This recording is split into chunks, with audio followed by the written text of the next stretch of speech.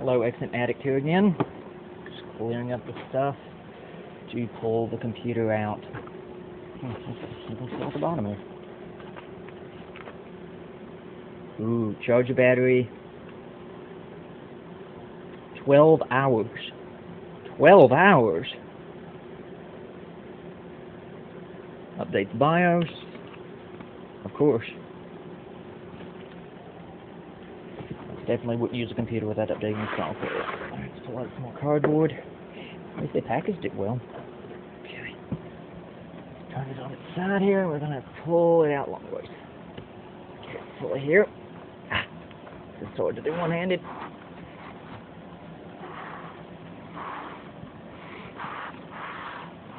It's lighter than my last computer as well. Box out of the way.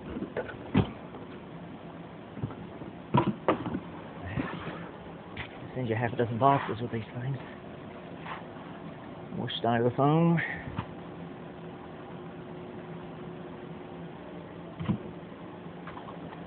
At least it is styrofoam.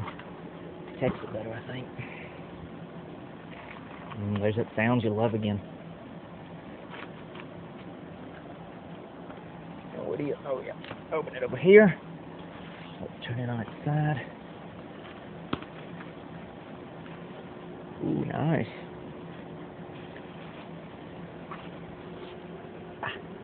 Wait, it's clinging in there. I have to kind of slide it out.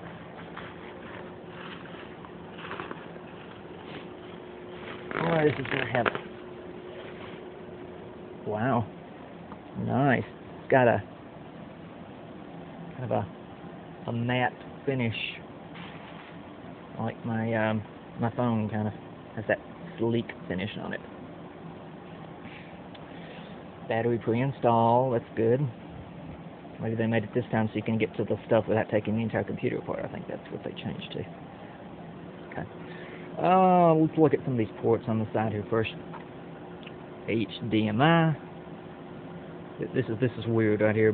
I've read the reviews on it. They didn't put the little post on either side, so if you plug in a monitor cable, it could easily pop out.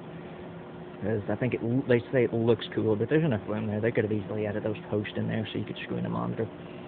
Screw in a standard monitor. Ethernet jack. Let's see what this is. eSAT combination USB. USB port.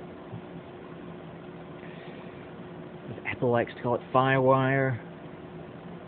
Or 1394 if you're a Sony fan. Microphone jack, 2 headphone jacks, that's pretty cool, so I can like have a speakers plugged in and still have something else plugged in. Let's turn it over. It's very light, very, very light. So we're considering if this is a good purchase or not, but I think it is. Maybe a smallish, slight bit smaller screen than the computer I had before that. They did put the USB port. A lot of people have said you really can't plug something in here, and I'll show you in just a second what I'm referring to. You got the power supply, you got your power button. I'm not going to press it because it probably would turn the computer on. You got a memory card slot, which is blank. You got another something up here. Oh, this is like an express slot. Is there one on the other side? No? I guess that's why the remote wouldn't work with it. And yeah, by the way, they removed the IR port. I'll find that out a little too late to the fact. I guess you can just pull that out. Wow, that is tiny. In comparison with my finger, that's very small. And I'm not going to go through the setup with this because I've got to put in personal information, but we can turn it on. Let me do a little jump cut here, and we'll do that USB thing. Okay, got the keyboard attachment, a wireless keyboard attachment, and a regular CD. So what we're going to do, I can do this and hold the computer with my arm. Put that in there, and actually it's not interfering with it too bad. Not interfering with it at all, actually. You can see there is some space there, but if you have something that's really not much space right there. Not at all. Very, very little space. You can see where the slot is right there. It's just touching the top of that jack there. And then just begging, you got something that's thicker.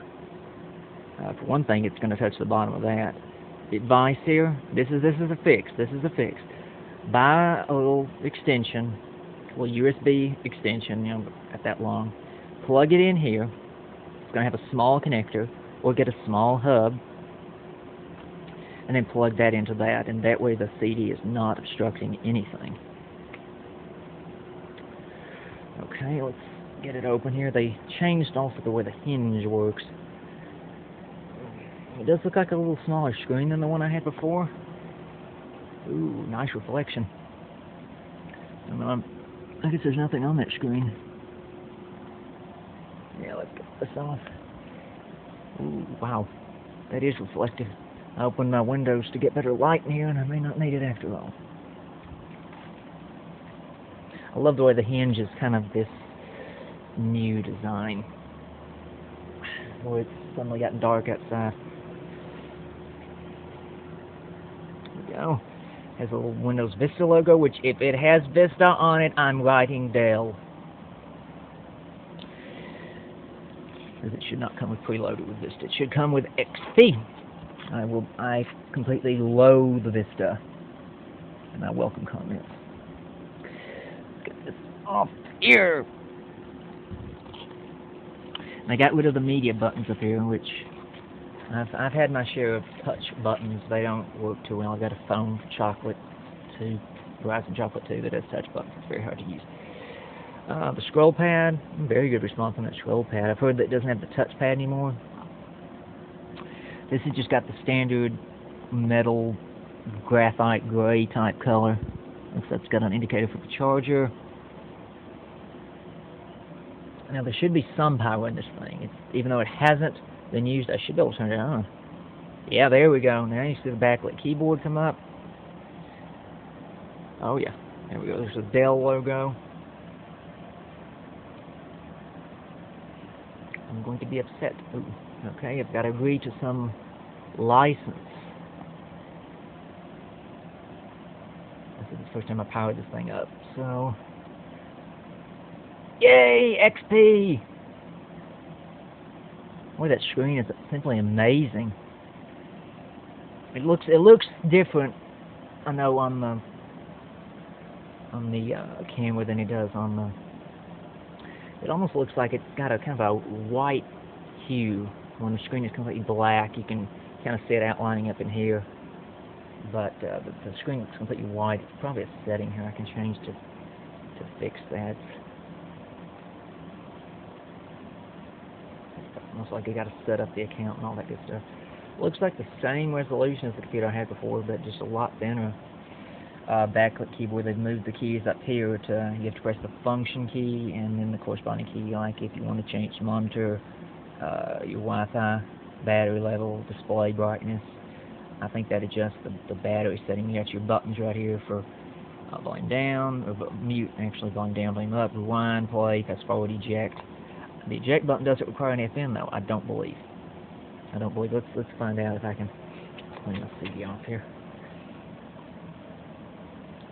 It's kind of a, let's see if I can put it in here. It should take it. How far do you have to go in before it takes it?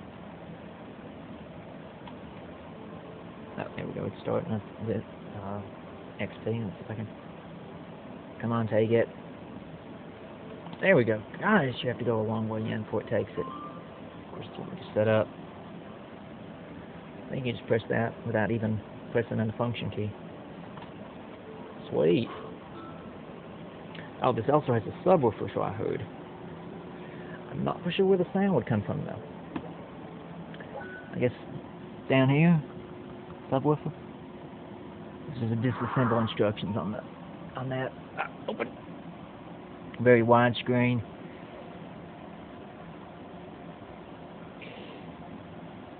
Just asking to run that. I'm gonna do a little jump cut and finish up here. We'll get it set up. We'll take a look at it and go from there. So just be back here in just a second. Okay, it's powering up or finishing the booting cycle. I had to put my information in. Now, I'm not going to show my name because I prefer not showing it. Yeah, it's definitely got XP.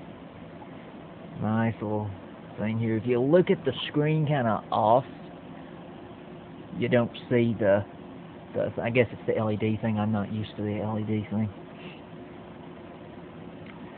But I've found my wireless network.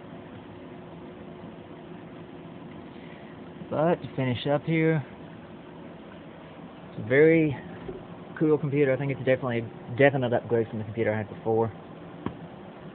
Definitely light. I mean, I can lift it with one hand, which with the other computer it took two hands, literally, to lift it. It's very lightweight.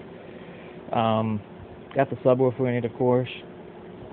And that's the complete unboxing and the look at the Studio 1555. If you've got any questions for me, want me to test anything out, simply email me.